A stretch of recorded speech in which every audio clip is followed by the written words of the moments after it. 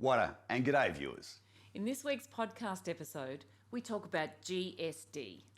Also known as getting shit done.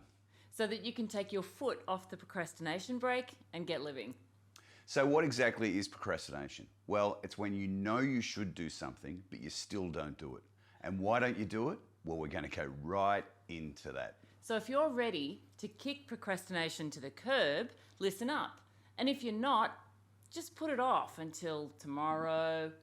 Or next week. Or the 12th of never.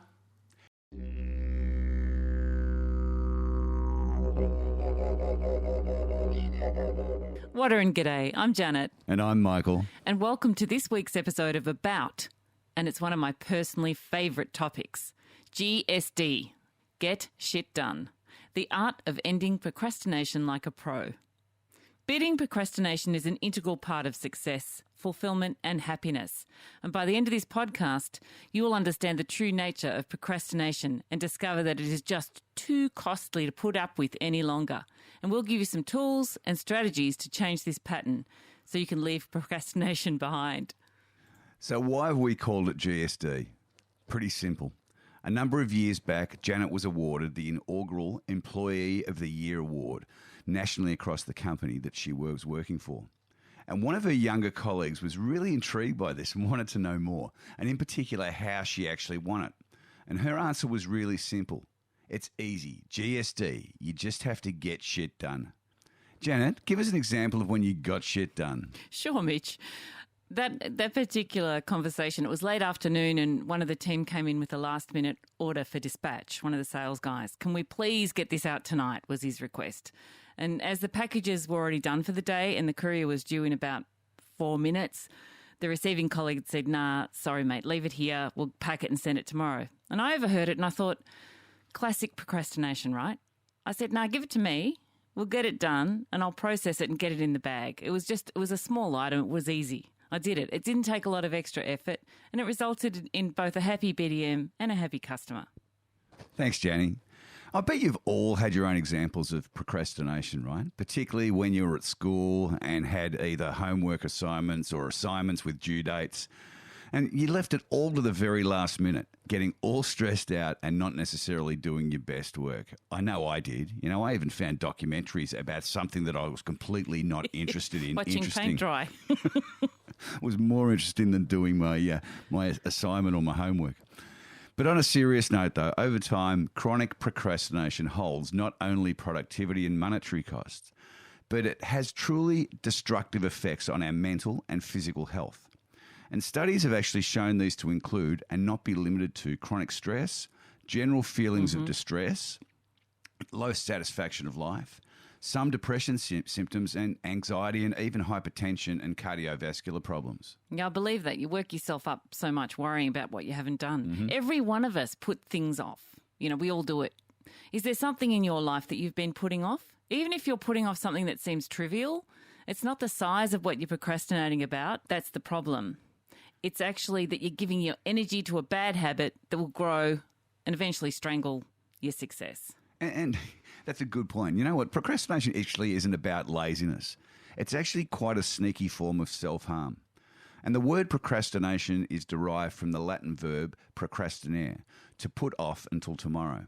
But it's so much more than just putting things off. Procrastination is actually an emotional problem, not a time management one. It's a way of coping with challenging emotions and negative moods that are brought on by certain tasks.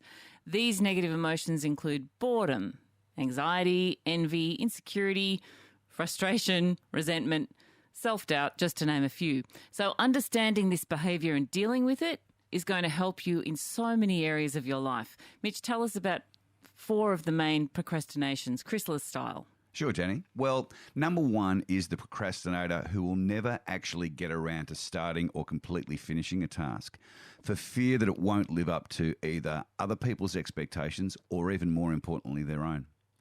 Secondly, you've got the procrastinator who puts their hand up to take on tasks knowing full well that they're actually not capable of completing it. Number 3, you've got the guys looking for anything to do other than what they consider a boring or mundane or unnecessary task, like the homework. Or watching paint dry. Yes. Number 4, the ones where the fear of failure just stops them from even beginning a task. You know, they're just so afraid that it won't work that they just don't do it. And I think that really sums them up. It does. And that number 4 one, this fear of failure, so often that you won't even start a task because it's just this fear that's coming in. Procrastination is also an emotionally based problem. It is not a time thief or a clock gremlin or an excuse. Its roots, and trust me on this, are in emotions, and there's a lot of science to back this up. So in simple terms, when you know you should do something and still don't do it, why don't you do it? Simple. At some level, you believe that taking the action to do the task right now will be more painful than putting it off. It's not life-threatening, and at the time, it doesn't seem to be all that important. At the end of the day, if you've let a few things slide, that's okay, isn't it? I mean, it doesn't have to seem such a bad day. But if you keep piling these things up, it can become disastrous. A disastrous year, and after that, a disastrous life. Spot on. And have you noticed that you continue to procrastinate until you have put the task off for so long, and then you suddenly feel that amazing pressure to get it done? So what's happened now is that you've changed what you link pain and pleasure to. Now not taking the action has become more painful than putting it off. So it's all a question of pain and pleasure. And Sigmund Freud introduced us to the pain-pleasure principle, which suggests that people make choices to either avoid or decrease pain or make choices that create or increase pleasure. And it's at the heart of all the decisions we make. Beliefs, values, actions, and decisions are actually built upon it. The master keys to you becoming the architectural engineer of your life are found in 2 words: responsibility and discipline. We run a full-day course on this called R&D, learning to take responsibility for your thoughts, words, actions, or in this topic, lack of action, is the first step in changing them. And discipline is the form of self-discipline. The absence of consistent self-discipline holds the key to feeling stuck, a lack of achievement, and procrastination. Self-discipline is a constant awareness of the need for action and a conscious act to implement that action. Procrastination, on the other side of discipline, is doing it tomorrow instead of today, later, 12th of never, whenever you get a chance. It can really get insidious, can't it, Mitch? Sure can, Jan. Procrastination is the opposite of decision and a common enemy that pretty much everyone must conquer. And just like right and left, up and down, hot and cold, there's procrastinate and decide. Oh, yeah. And sometimes it can be really helpful to understand exactly why you've been procrastinating over a specific task. Are you afraid of something? Maybe you feel overwhelmed and don't know where to start. Maybe your procrastination is a result of your self-talk and your self-image. And what does your internal dialogue say? Does it say, I always seem to put things off until the last minute or procrastinate on decisions? Well, that's just who I am, right? And if that's the case, you've developed a belief that you are a procrastinator. And as such, you've built this as your self-image. But this can be changed. And we discuss this in detail in another session of ours on the self-image. So watch out for that podcast. Hey, Jenny, talk us through some of the really effective methods of beating procrastination. Sure, Mitch. Well, there's a super duper power in making a decision, even when you're not sure it's the right one. One thing I can promise you is that once you experience the incredible impact that making decisions can have, you'll truly smash procrastination.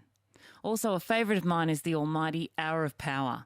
It's a great tool for getting things done.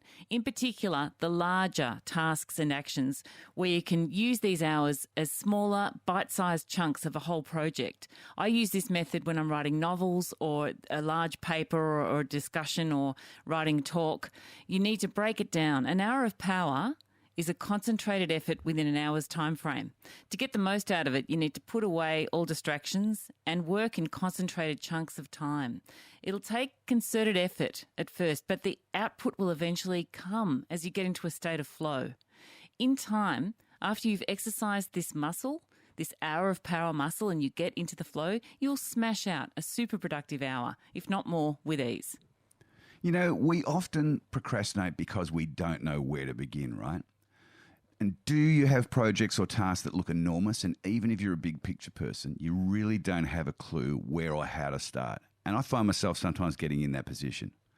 And we've all been there, standing on the precipice of something that makes us want to run away at the thought of making a start. Yeah? Well, I'm pretty sure we've all been Taking a bite there. of the elephant, yeah. And as Jan said before, breaking these large projects into milestones and then into small, actionable steps is the master key to beating this. At the end of the day, though, it's all about taking action. So I want you to think about this. Everything, absolutely everything that we have around the world started with a thought or an idea. But that thought or idea only became something because someone took action on it. Because an average idea which is actioned is 100% better than a great idea that never gets actioned and subsequently dies with no follow-up. So give your ideas value by acting on them, regardless of how good the idea is. Don't end up in the room of regret, wallowing in what might have been. Make a decision and take action now.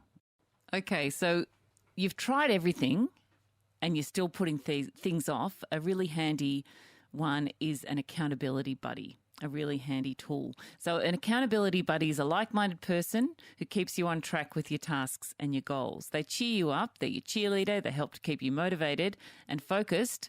And when you lose focus and motivation, they help to give you a kick in the butt and get going again. Research studies have shown that having an accountability buddy increases your chance of achieving your goals by up to 95%. And all too often, we're our own harshest taskmaster and critic, aren't we? You know, that inner critic that just tells us how bad we are and how crap we are. It's a noisy bugger. And we forget to acknowledge when we've achieved something, and even more so, to reward ourselves when we do it. And even if we do reward ourselves, how often is it that it takes the full completion of something to qualify for that reward, right? It's really important to reward yourself as soon as you complete a key task or objective or a milestone. And why? Because by rewarding yourself in the moment, you get into a positive vibration, which leads to the realization that all your efforts result in a positive reward. And research has shown that the human brain responds to the reward stimulus. And this can be a great way to create empowering habits. So I want you to ask yourself the question, what can I treat myself to once you've finished a particular task? And by doing this continuously, your brain will start to link pleasure to accomplishing the task or objective and then move towards it in the future. This way you will continuously build on success. So we've given you an insight on how to get shit done and smash procrastination forever. If you're interested in seriously getting an overhaul of your procrastination habits, we've created an in-depth online course, a couple of hours well spent in your life that could probably save you years in getting what you want and getting to where you want.